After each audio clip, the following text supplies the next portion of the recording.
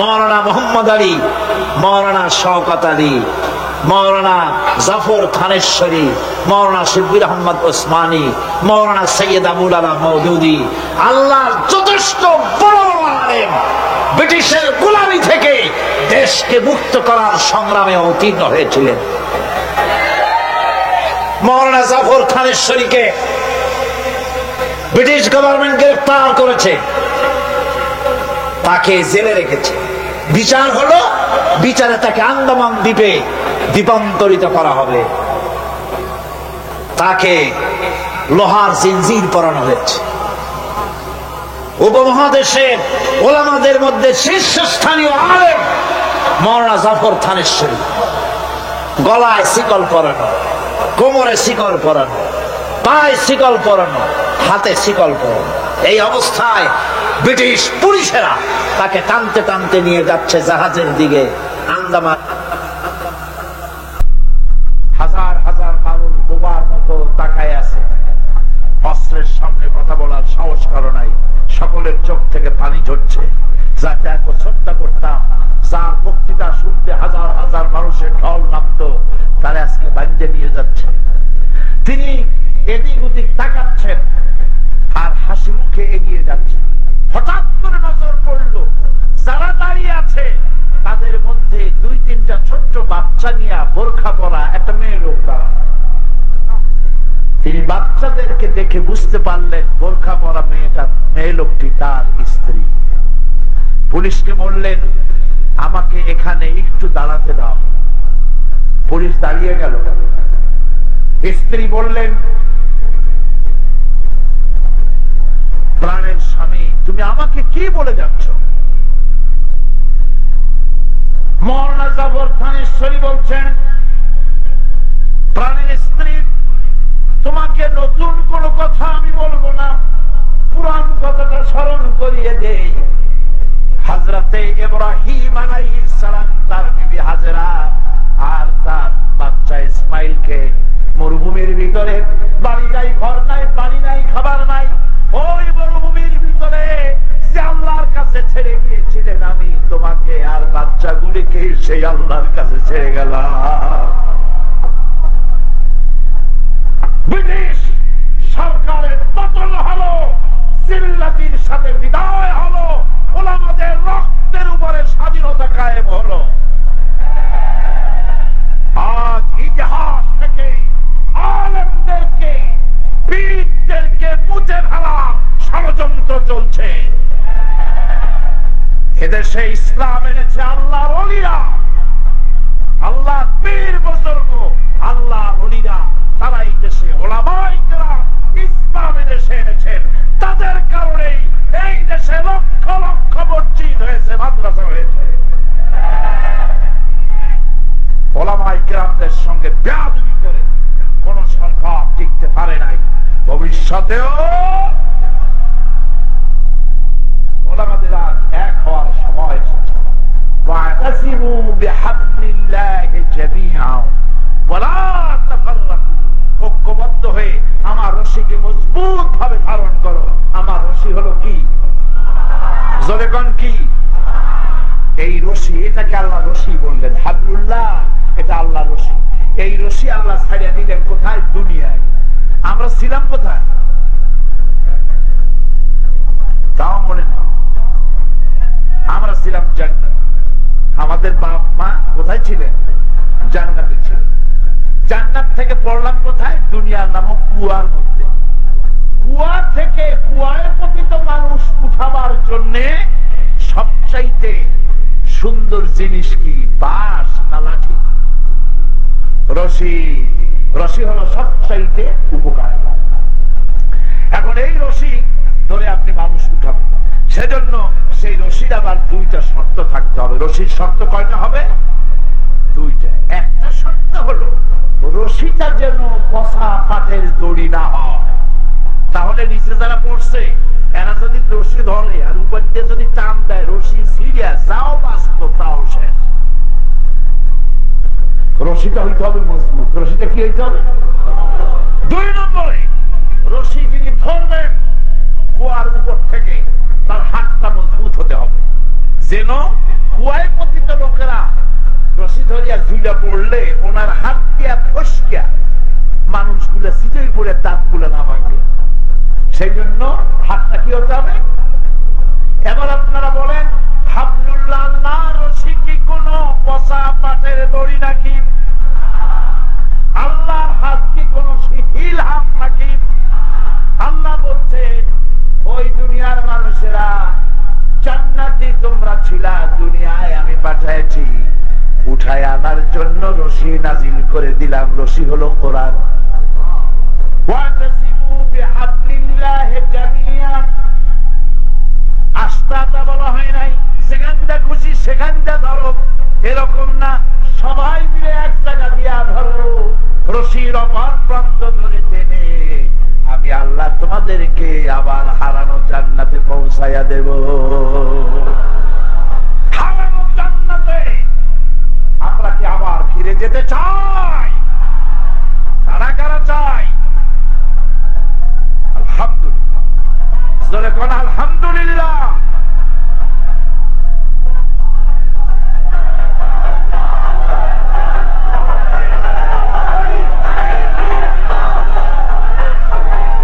আচ্ছা শোনেন, দেখুন আমি বলছি হাত উঁচু করতে, আপনারা কল্লাটা হিংসা বলে দিবেন। একটা কথা হইল, এত বড় মাহফিল ডিস্টার্ব করবেন না। আপনি কি দেখবেন? যেদিকে তাকাবেন সেদিকেই মাথা, একজনের মাথা আর একজনের দেখা ছাড়া আর কোন পথ নাই। দাঁড়িয়ে থাকবেন না। আমি আজকের বক্তৃতা খুব লম্বা করবো না, যেহেতু অনেক দূর থেকে লোকেরা এসেছেন, ফিরে যেতে হবে। কয়েকটি জরুরি কথা বলে সবচাইতে আকর্ষণীয় দোয়া আখিরি মুনাজাত, সেই মুনাজাতের দিকেই আমি এগোচ্ছি। আমি বাংলাদেশে বসে আপনার কাছে যিনি যেখানে দাঁড়িয়েছেন আপনারা তাকে বসিয়ে দিন। কাউকে দাঁড়াতে দিবেন না, কাউকে হাঁটতে দিবেন না। এত বড় মাহফিলের ভিতর দিয়ে হাঁটা বেয়াদবি, এই কথাটা মনে রাখবেন। হাজার হাজার মানুষকে বাড়াইয়া ঠেলিয়া হাঁটা চূড়ান্ত বেয়াদবি। বন্ধুগণ, আমি বাংলাদেশের সমস্ত ওলামায়ে কেরাম, মাশায়েখে এজাম সকলকে বিনীতভাবে অনুরোধ করি, ওলামা মাশায়েখ ইসলামী দলগুলি যদি এক হয়ে যায়, এই দেশে ইসলাম কায়েম করা কোনো কঠিন বিষয় নয়। আমার এই কথা কি ঠিক? ওলামারা এক হইলে, পীর সাহেবরা ইসলামী দলগুলি এক হলে ইসলাম যে কায়েম হয়ে যাবে, এ কথা আমাদের শত্রুরা বোঝে নাকি বোঝে না? বোঝে কি না? বোঝে বলেই এক হতে দেয় না। আপনারা যেন অন্যদের শিকার হবেন না, ম্যাক্সিমাম স্যাক্রিফাইস করতে আমরা যেন পারি। সমস্ত টুপি আমরাই 5 কোটি বানাইতে পারবো না, সম্ভব? সব টুপিগুলি গোল বানাইতে পারবো না, সব টুপিগুলি কিস্তি বানাতে পারবো না। জামায় টুপিতে বিভিন্ন ব্যাপারে কিছুটা ব্যতিক্রম তো থাকবেই, অতীতেও ছিল, এখনো আছে। সুতরাং এইগুলিকে আল ইত্তেহাদ মাল ইখতিলাফ, ছোটখাটো মতভেদ ভুলে গিয়ে ঐক্যের প্ল্যাটফর্মে আসতে পারলে এদেশে ইসলাম কায়েম হওয়ার সম্ভাবনা 100-তে 100 ভাগ। শুনলেন না বিদেশি বক্তারা কি বক্তৃতা করলেন? জীবনেও এত বড় কোরআনের মাহফিল চোখে দেখেনি। সুবহানাল্লাহ, সুবহানাল্লাহ। সেই বাংলাদেশে যদি কোরআনের শাসন কায়েম না হয়, তাহলে আমি একটা মারাত্মক বড় কথা বলবো। এই দেশে যদি ইসলাম কায়েম না হয়, সাধারণ জনগণ দায়ী হবে না। কিয়ামতে আমি আশঙ্কা করি আলেম ওলামা, পীর বুজুর্গ, ইসলামী দলগুলি দায়ী হয়ে যাওয়ার সম্ভাবনা বেশি।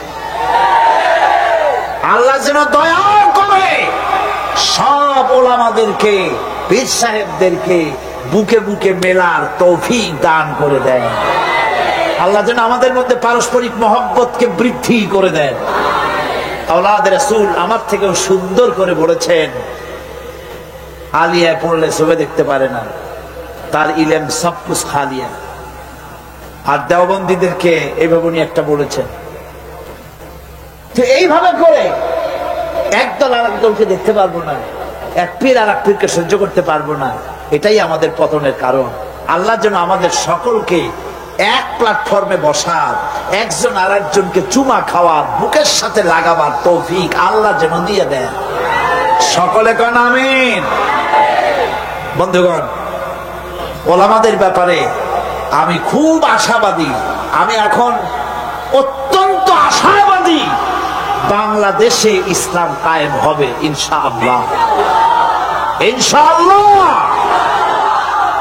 কারণ আমরা আমাদেরকে দাবায় রাখতে পারবে না কেউ।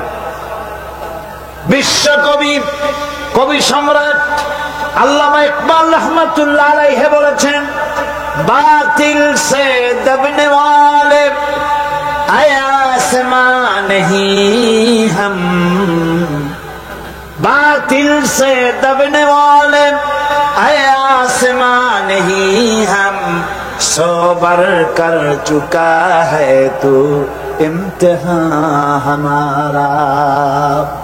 বাতিলের সামনে মাথা নত করার জাতি আমরা নই। আকাশ বারবার পরীক্ষা করেছে, আমরা বাতিলের সামনে মাথা নত করব না। আমরা ভেঙ্গে যাব, মাথা নিচু করব না। আমাদের জেল হতে পারে, আমাদের ফাঁসি হতে পারে, কিন্তু তারপরেও কোরআনের রাজ বাংলাদেশে কায়েম হবে ইনশাআল্লাহ।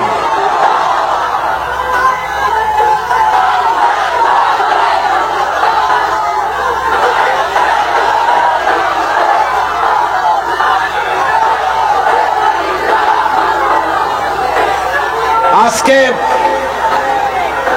বাংলাদেশে সবচাইতে বেশি জরুরি ঐক্যের, সবচাইতে বেশি জরুরি কি? আমি আজ কোরআনের মাহফিল থেকে উদাত্ত আহ্বান জানাই, খুব ভালো করে শুনুন। চট্টগ্রামের ঐতিহ্যবাহী ঐতিহাসিক তাফসীরুল কোরআনের মাহফিল থেকে উদাত্তভাবে আহ্বান জানাতে চাই, বাংলাদেশের সমস্ত ইসলামী দল, সমস্ত মাকতবে খায়ালের আলেম ওলামা, পীর বুজুর্গ আর ইসলামী মূল্যবোধ ও বাংলাদেশী জাতীয়তাবাদে বিশ্বাসী সমস্ত শক্তি ঐক্যবদ্ধ হয়ে ভারতের আধিপত্যকে ঠেকাও, দেশের অখণ্ডতাকে বাঁচাও, দেশের সার্বভৌমত্বকে টিকা রাখো।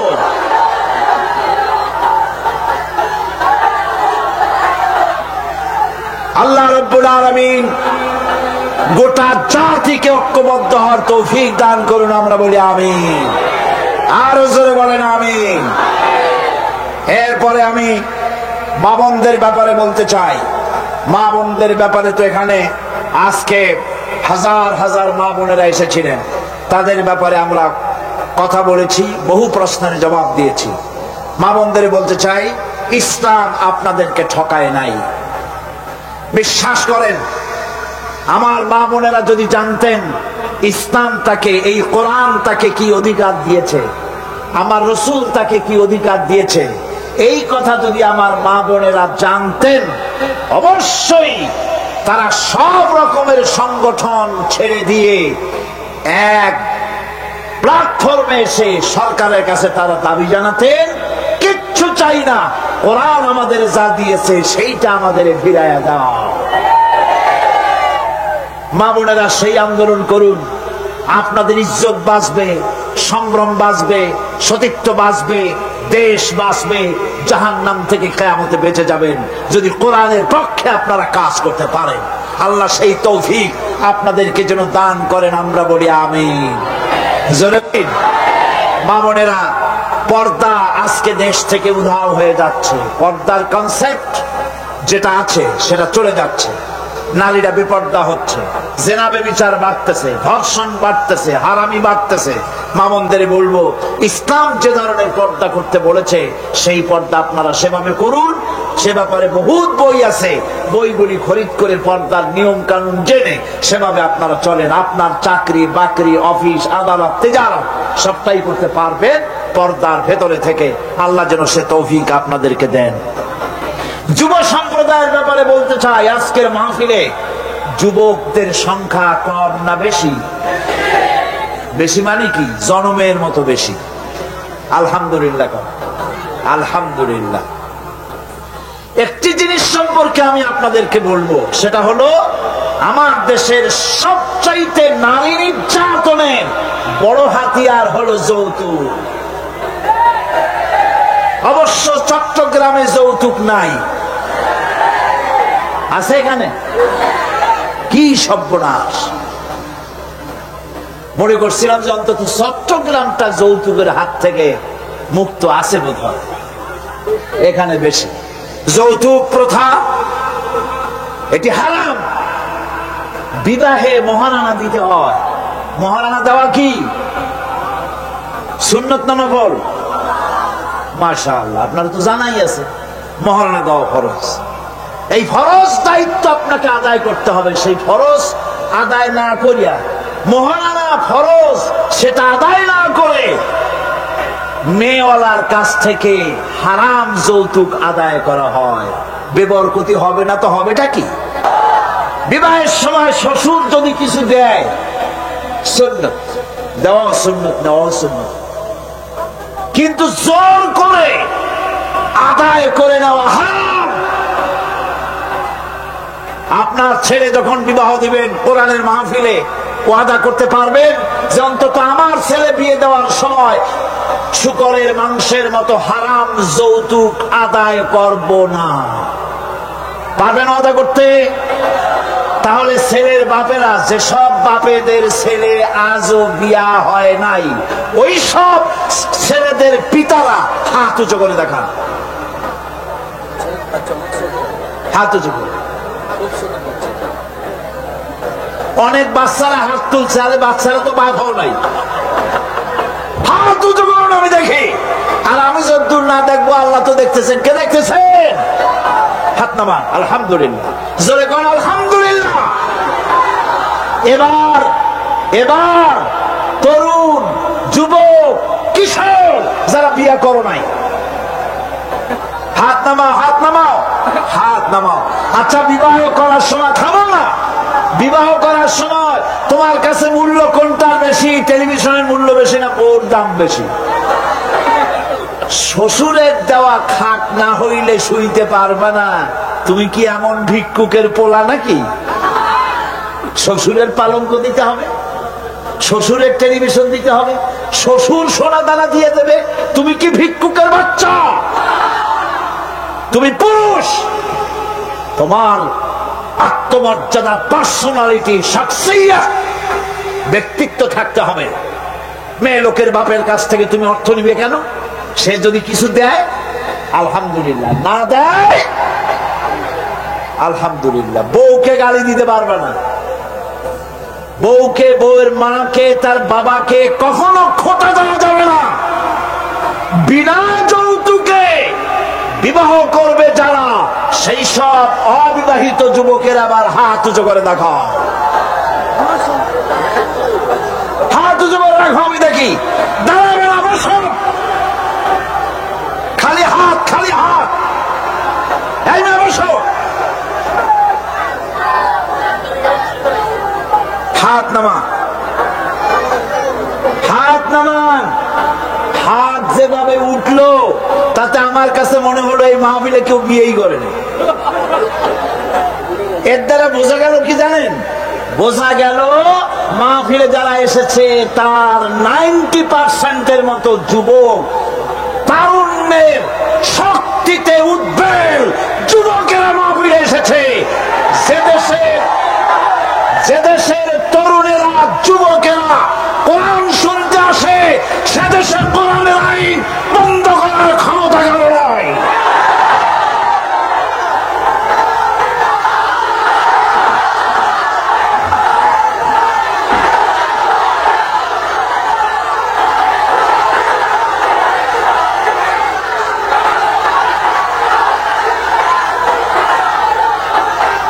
আমার বন্ধুগণ, আজকের মাহফিল সার্থক, বলেন আলহামদুলিল্লাহ, আলহামদুলিল্লাহ। এবার সকলের কাছে আরেকটা জিনিস আবেদন করতে চাই। মুসলমান হওয়ার জন্য সর্বপ্রথম শর্ত হলো নামাজ। প্রথম শর্ত কি? এই নামাজ বহু মুসলমানেরা পড়ে না, ঠিক কিনা?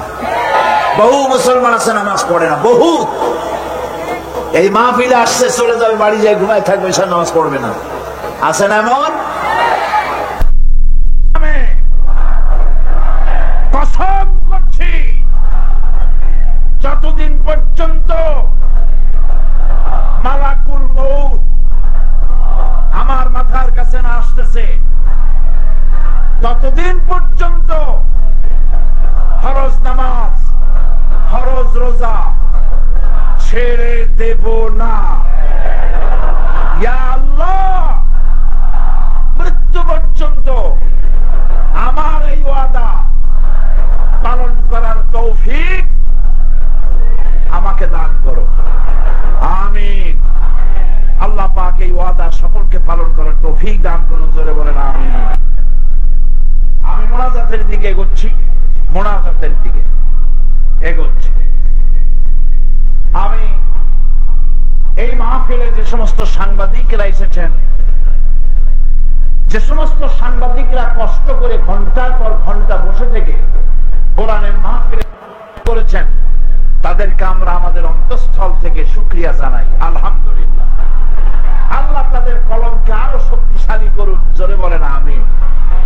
কিন্তু আমি অত্যন্ত দুঃখের সাথে বলবো, এমন এমন পত্রিকাও আছে, 4জন লোকের মিটিং হলে তাদের পত্রিকায় যায়, আর বাংলাদেশের সবচাইতে শ্রেষ্ঠ, সবচাইতে বড় তাফসীরুল কোরআন মাহফিলের খবর দিতে পারল না যারা, তাদের জন্য দুঃখ প্রকাশ করা ছাড়া আর কিছু আমাদের কাছে নাই।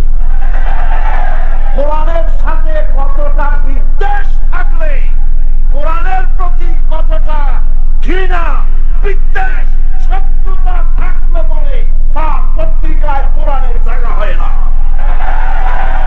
কিয়ামতে ওরা কি জবাব দেবে, সেজন্য তারা প্রস্তুতি গ্রহণ করুক। আল্লাহ এদেরকে হেদায়েত করুন, বলেন আমিন, জোরে বলেন আমিন। যেসব সাংবাদিকরা কষ্ট করে মাহফিলের খবর পরিবেশন করেছেন স্থানীয় এবং ন্যাশনাল পত্রিকাগুলিতে, আমরা গোটা মাহফিলের পক্ষ থেকে তাদের জন্য বুক ভরা দোয়া জানাই। আল্লাহ ওই সব সাংবাদিকদেরকে যেন হজ করার তৌফিক দান করে দেন। এখানে দৈনিক কর্ণফুলী একটি পত্রিকা, যা আজকের মাহফিলের ব্যাপারে একটা ইস্যু তারা বের করেছে। দৈনিক কর্ণফুলী নামটা খুবই সুন্দর, আলহামদুলিল্লাহ। এই দৈনিক কর্ণফুলী পত্রিকা চালানো খুব কঠিন, খুবই কঠিন। মেয়ে লোকের ছবি না দিলে, সাবান আর মেয়ে লোক একসাথে ছবি টবি না দিলে এগুলো সহজে চলতে চায় না। আর যেসব পত্রিকাগুলি ইসলামী ভাবধারা সম্পন্ন, সেগুলো তো চলা আরো কঠিন, যেহেতু ওখানে সিনেমার ছবি নাই, ওখানে মেয়ে লোকের ছবি নাই, এটা চলা খুব কষ্ট হয়ে যায়। তবে আপনারা যদি চেষ্টা করেন, প্রত্যেকে একটা করে গ্রাহক হবে আর একজনে আরো 3জন গ্রাহক বানাবেন, তাহলে কি কর্ণফুলী তার জোয়ার ভাটায় কোনো অসুবিধা হবে? ভাটা হবে না, ক্রমেই জোয়ার হবে, ঠিক কিনা? কর্ণফুলী ওরা একটা সুন্দর সাপ্লিমেন্ট বের করেছে, আপনারা কর্ণফুলীর প্রতি নজর রাখবেন। আল্লাহ যেন তৌফিক দেন, আমরা বলি আমিন। আমাদের সন্তানের আমাদের জন্য বিরাট সমস্যা, ঠিক কিনা? আমাদের জন্য ফিতনা, ঠিক কিনা? ফিতনা মানে কি? ফিতনা মানে পরীক্ষা। বাচ্চা, এই বাচ্চাদেরকে লেখাপড়া শেখাবার জন্য যে সমস্ত স্কুল কলেজ আছে আজকাল, প্রায় সেখানে দিনের অনুপস্থিতি। দিন নাই, ইমান নাই, চরিত্র নাই, আখলাক নাই, কিচ্ছু নাই। আপনার আমার ছেলেরা আজকে সালাম দিতে জানে না, নামও মুসলমানি নাম নাই। সৌরভ হোসেন, কুয়াশা খাতুন, তারপরে সাগরানী, নগরুদ্দিন, এই সমস্ত হাদিসের নাম, মুসলমানি নামও রাখতে জানে না। তারপরে লেখাপড়া করতে যেসব স্কুলে পাঠায়, সেসব স্কুলে দিন, ইমাম, চরিত্র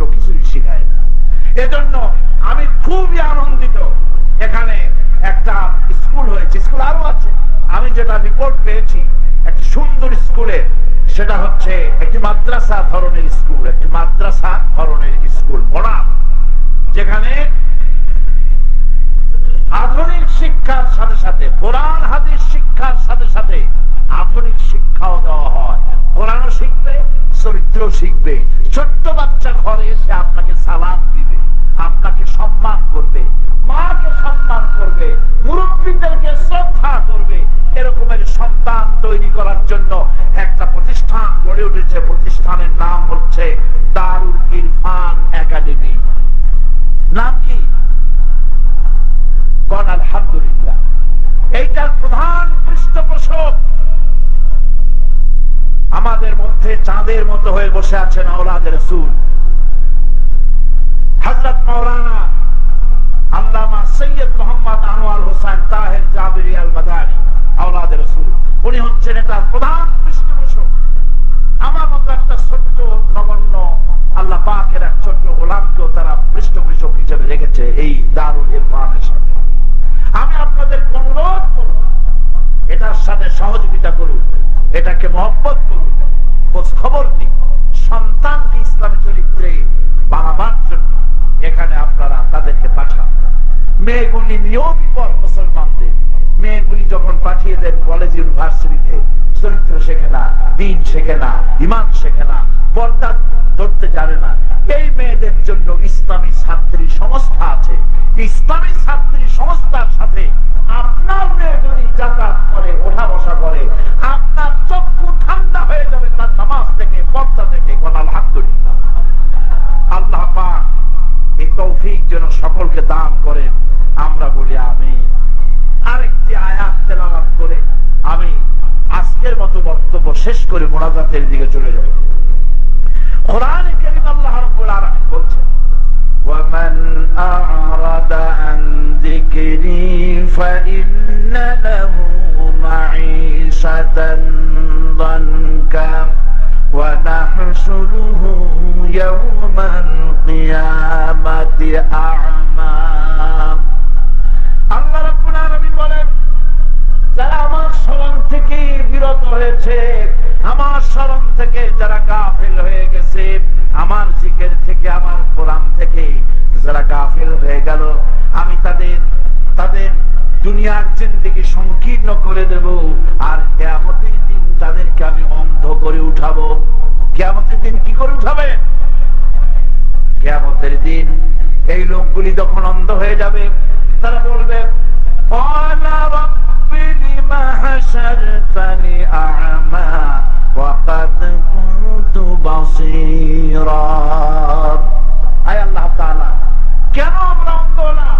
অথচ আমরা তো চক্ষুষ্মান ছিলাম, দুনিয়াতে আমাদের চোখ ছিল, আমরা আজকে অন্ধ হয়ে উঠলাম কেন? আমাদের তুমি অন্ধ করে অন্ধ বানালে কেন?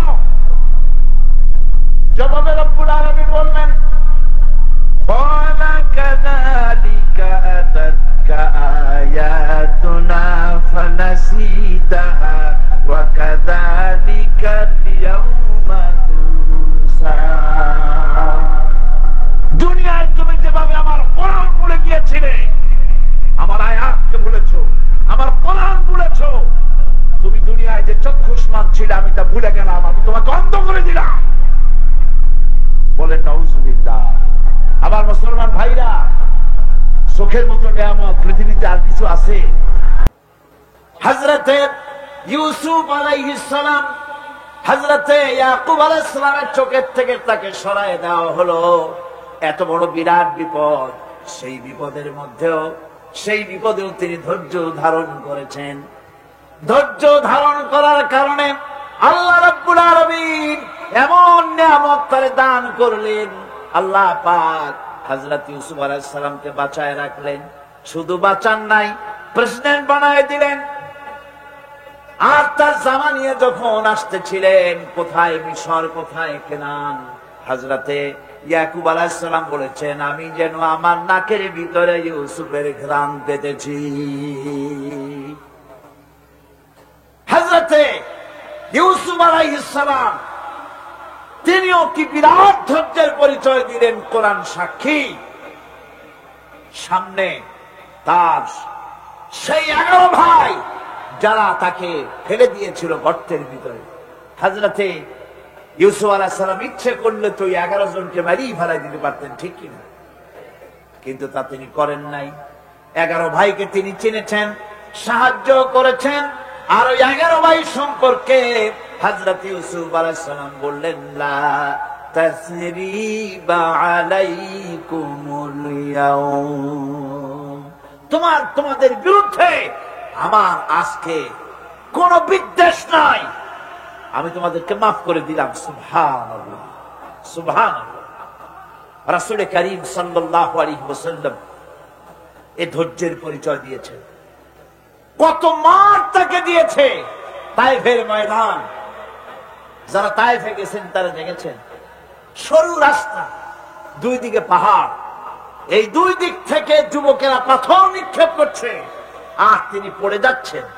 আবার কাফেরেরা জবরদস্তি করে হাঁটাচ্ছে, আবার পাথর মারতেছে, আবার বেহুশ হচ্ছেন। 3 বার বেহুশ হয়ে পড়েছিল। ফেরেশতা বলেছেন, হে আল্লাহর নবী, আমাদেরকে অনুমতি দেন, আমাদেরকে হুকুম করে দেন, আমরা এই পাহাড় গুলি দিয়া চাপা দিয়া কাফের গুলিকে শেষ করে দেই। নবীজি তখন বলেছিলেন, নবীজি বলেছেন, আমি যদি তোমাদেরকে হুকুম করি আর আমার হুকুম মতো যদি সমস্ত কাফেরদেরকে পাহাড় চাপা দিয়া সব যদি মেরে ফেলে দাও, তাহলে একটা কাফের যদি না বাঁচে কার কানে পৌঁছাবো? লা ইলাহা ইল্লাল্লাহু মুহাম্মাদুর রাসূলুল্লাহ। নবীজি গায়ের রক্ত মুছে 2খানা হাত আল্লাহর দরবারে তুললেন আর দোয়া করলেন, আয় আল্লাহ রব্বুল আলামিন, এই কাফির বেঈমানের আমারে চেনে নাই, বোঝে নাই, আমি যে তোমার নবী ওরা তা বুঝতে পারে নাই, না জেনে না বুঝে আমার উপরে যে অত্যাচার করলো, আয় আল্লাহ তুমি যেন রাগ করে এই কাফিরদের পরে তুমি যেন গজব নাজিল করো না। ধৈর্যের চূড়ান্ত নমুনা দেখিয়েছেন বিশ্বনবী মুহাম্মদ রাসূলুল্লাহ সাল্লাল্লাহু আলাইহি ওয়াসাল্লাম। উহুদের বুখারী শরীফের কিতাবুল মাগাজির মধ্যে আছে, উহুদে চতুর্দিক থেকে রাসূল করিম সাল্লাল্লাহু আলাইহি ওয়াসাল্লামকে ঘেরাও করা হয়েছে। হুজুরকে পাহারা দিতে দাঁড়িয়েছেন সাহাবায়ে কেরাম, বুক দিয়ে রাসূলের দিকে ফেরা, পিঠ পিছনে ফেরানো আছে। কাফেরেরা তীর নিক্ষেপ করছে, এই তীরগুলি এসে হুজুরের সাহাবীদের পিঠের মধ্যে ঢুকছে। হাদিস শরীফের ভিতরে এসেছে, রাসূলকে হেফাজত করার জন্য যত তীর মারা হলো, সাহাবীরা তীরগুলি পিঠে ধারণ করলেন। একা হযরত তালহার পিঠে 80টা তীর প্রবেশ করেছিল। রাসূলুল্লাহর দান্দার মোবারক শহীদ হয়ে গেল, হুজুর পড়ে গেলেন। হযরত ফাতেমা রাদিয়াল্লাহু তাআলা না ছুটে এসে হুজুরের রক্ত বন্ধ করার জন্য চেষ্টা চালাতে লাগলেন, রক্ত বন্ধ হয় না। হযরত আবু উবাইদা রাদিয়াল্লাহু তাআলা হুজুরের মস্তকের ভিতর থেকে লোহার কড়ার দাঁত দিয়া কামড়াইয়া বহু কষ্ট করে উঠালেন। কপাল দিয়া রক্ত পড়ে, মুখ দিয়া রক্ত পড়ে, 2 হাত দিয়া রাসূল চেহারা বুঝে এনে হাতে দেখেন রক্ত। আল্লাহর নবী বলেন, এই জাতির কল্যাণ কি করে হবে যেই জাতি তার নবীর চেহারা রক্ত দিয়া লাল বানাইয়া দিল। মদিনায় সারা পড়ে গেল, নবী নাই, নবী শহীদ হয়ে গিয়েছেন। চতুর্দিক থেকে লোকেরা দৌড় আরম্ভ করলো, একজন মেয়ে লোক দৌড়ায়। সাহাবীরা জিজ্ঞাসা করেন, কোথায় যাও?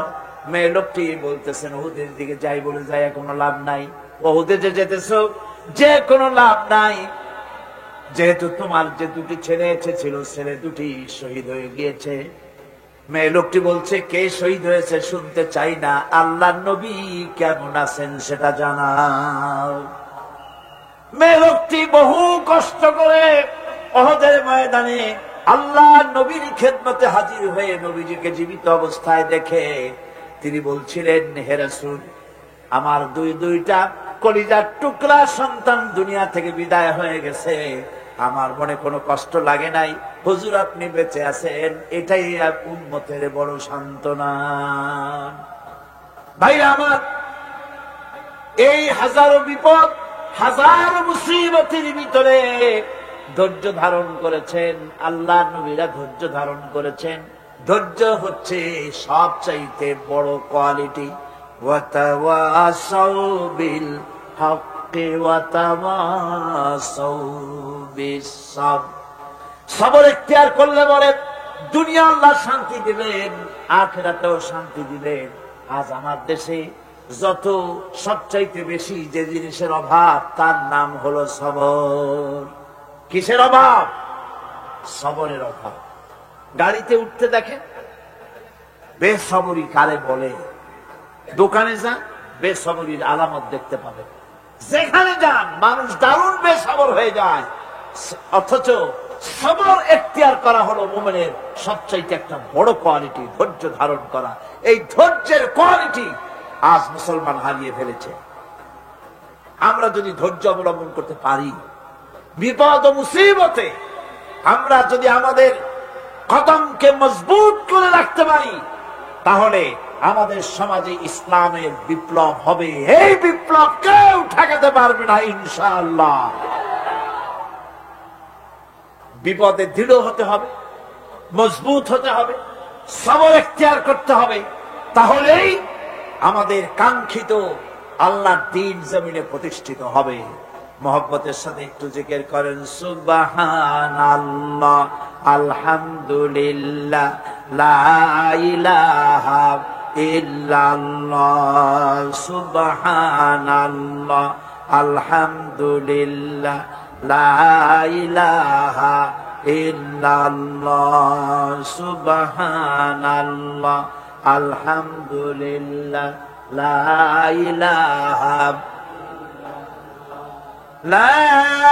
ইলাহা ইল্লাল্লাহ, মুহাম্মাদুর রাসূলুল্লাহ।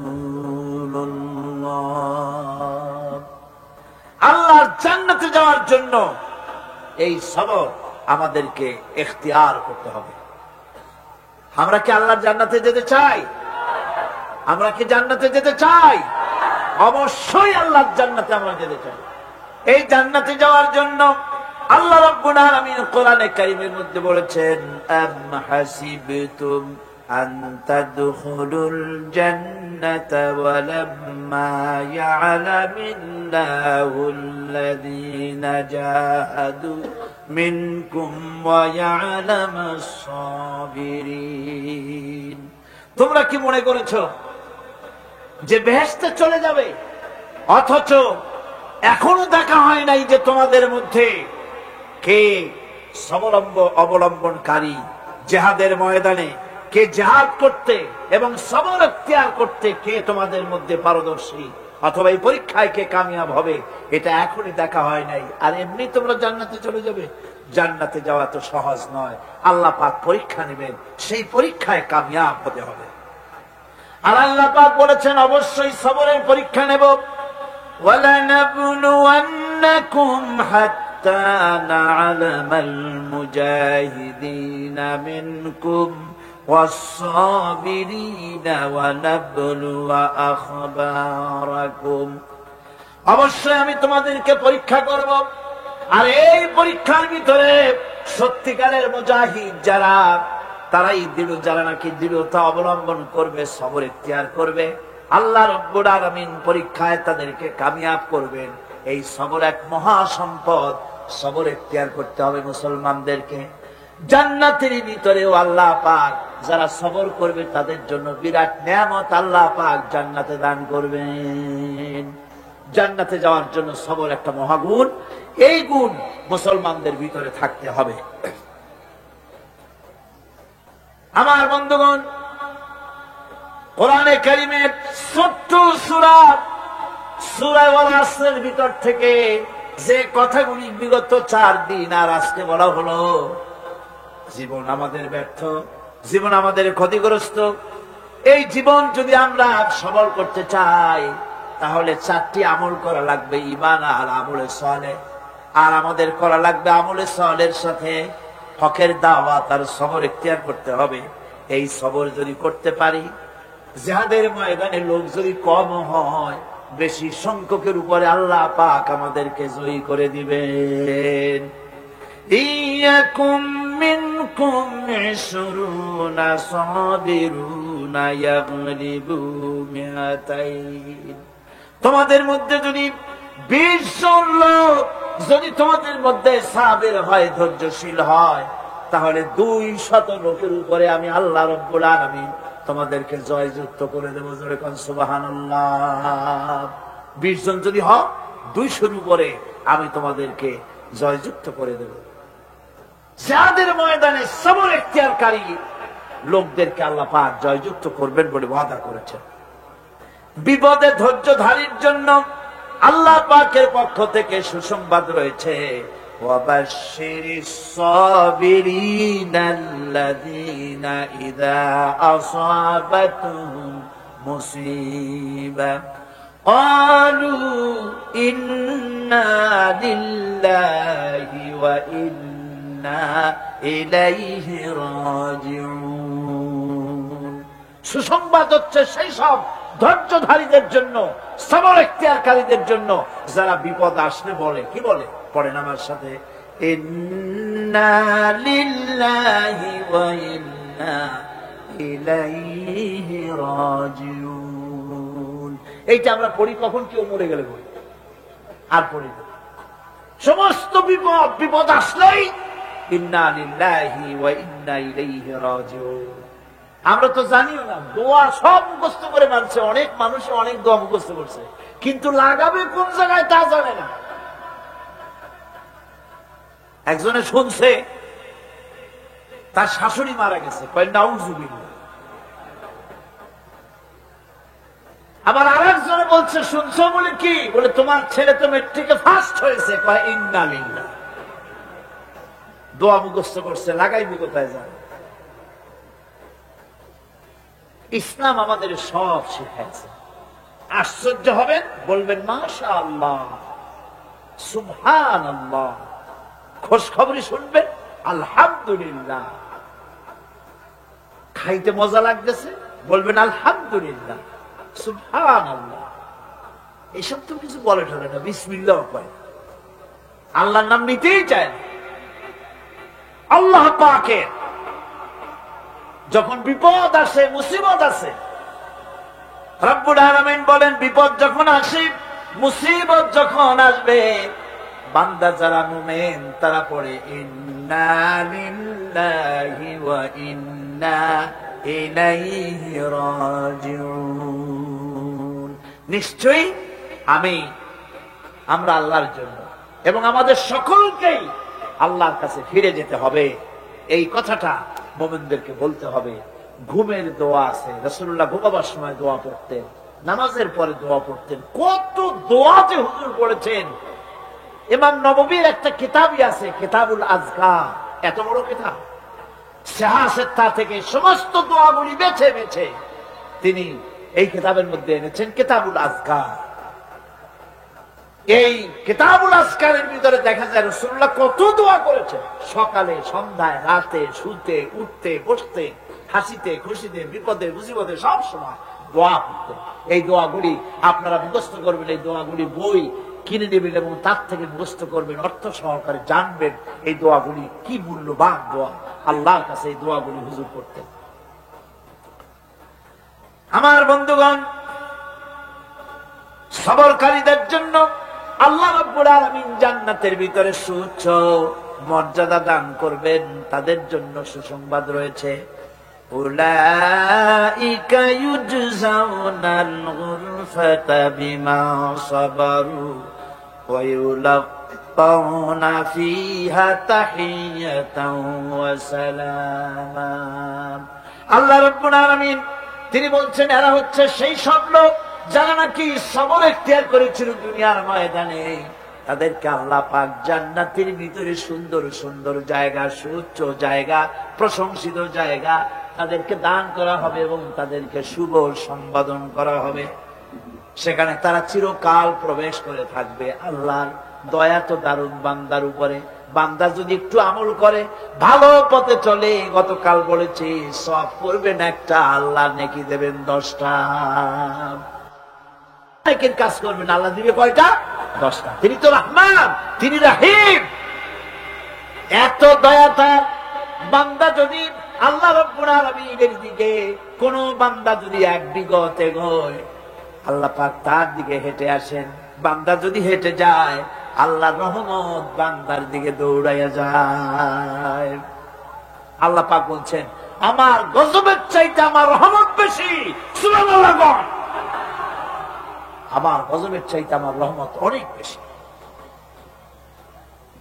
খাজা বাবার দরবারে গিয়া, পীরের দরবারে গিয়ে, অর্থাৎ না হক পীর, হকপন্থী পীর তো বাংলাদেশে বহুত আছে, দুনিয়ায় আছে। জোরে কোন আলহামদুলিল্লাহ। যারা দিনদার, ইমানদার, আলেমে দ্বীন, যারা মানুষকে নিয়ে ব্যবসা করে না, যারা মানুষকে বেদাতের দিকে চালায় না, শিরক এবং বেদাত মুক্ত করে তাওহীদের দিকে যারা চালায়, এরাই হলো হকপন্থী পীর। আর তাদের কারণেই ইসলাম আজও টিকে আছে। বলেন আলহামদুলিল্লাহ। যারা বলেন আলহামদুলিল্লাহ। সেই জন্য আকীদাকে শুদ্ধ করে নিতে হবে। কেউ কিছুই দিতে পারবে না, দেওয়ার মালিক হলো আল্লাহ রাব্বুল আলামিন। মালিককে এমন দেওয়া দিবেন, পড় গিয়া জিস পর নজর बंदा को मौला कर दिया, पड़ गया जिस पर नजर बंदा को मौला कर दिया, आ गया जिस दाम में जोश कतरा को दरिया कर दिया। আল্লাহ রাব্বুল আলামিনের রহমতের নজর যদি কোন গোলামের প্রতি পড়ে যায়, গোলামটা বাদশাহে পরিণত হয়ে যায়। আল্লাহর রহমতের নজর যদি এক ফোঁটা পানির উপরে পড়ে যায়, পানি ফোঁটা আটলান্টিক মহাসাগরে পরিণত হয়ে যায়। সে আল্লাহ রাব্বুল আলামিনের উপরে ঈমান এনে সৎ কাজ করে হকের দাওয়াত দিয়া সবর ইখতিয়ার করলে পরে আল্লাহ পাক তাদেরকে জান্নাত দান করবেন। জান্নাতের সুউচ্চ মাকাম আল্লাহ পাক দান করে দিবেন। এই 4 দিন ধরে যে কথাগুলি আমি আপনাদের সামনে বললাম, এই কথাগুলির ভিত্তিতে রাসূলুল্লাহ লোক তৈরি করেছিলেন। আবু বকর হলেন, ওমর হলেন, আলী হলেন, ওসমান হলেন, রিদওয়ানুল্লাহি তাআলা আলাইহিম আজমাইন।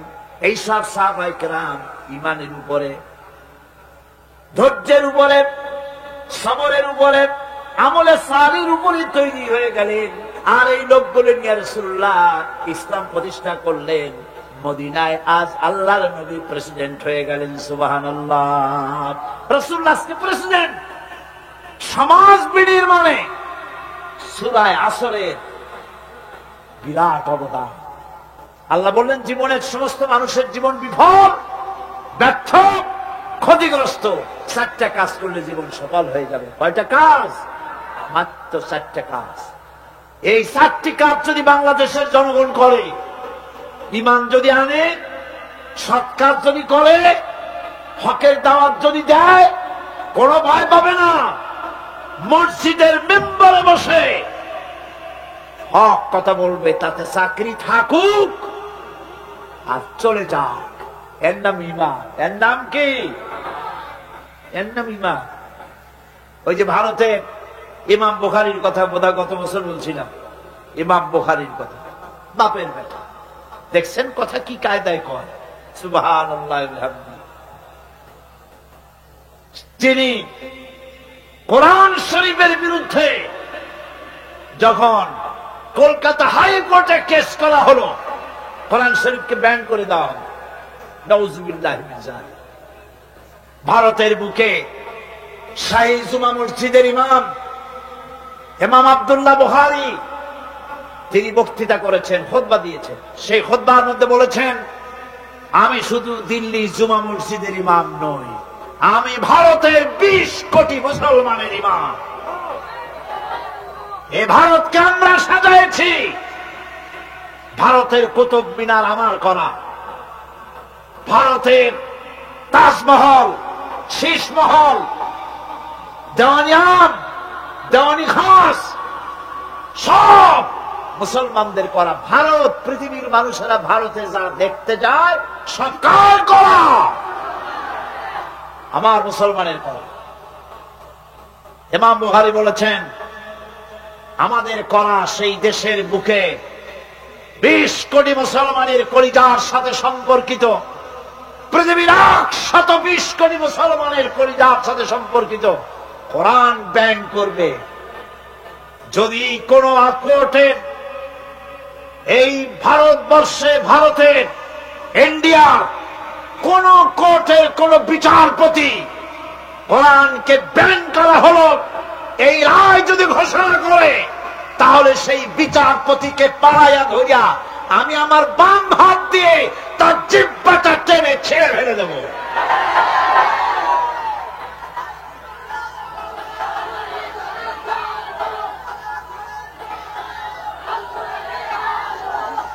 সুতরাং আজ ওলামাদের সবচাইতে বড় দায়িত্ব, সবচাইতে বড় দায়িত্ব কার? ওলামা, খুতামা, তারা হচ্ছেন উমানা উদ্দিন, দ্বীনের আমানত আলেমদের কাছে। কার কাছে? ওলামাদের কাছে দ্বীনের দায়িত্ব। মাহফিলের ভেতরে, মসজিদের মেম্বরে দাঁড়িয়ে হক কথা বলতে হবে, নাকের বিরুদ্ধে কথা বলতে হবে। চাকরি থাক আর চাক, কোনো পরোয়া করি না। রুজির মালিক আল্লাহ। রুজির মালিক কে? জোরে চিল্লা এখন কে? আল্লাহ রাব্বুল আলামিন বলেছেন, ওয়া মা মিন দাব্বাতিন ফিল আরদি ইল্লা আলাল্লাহি রিজকুহা।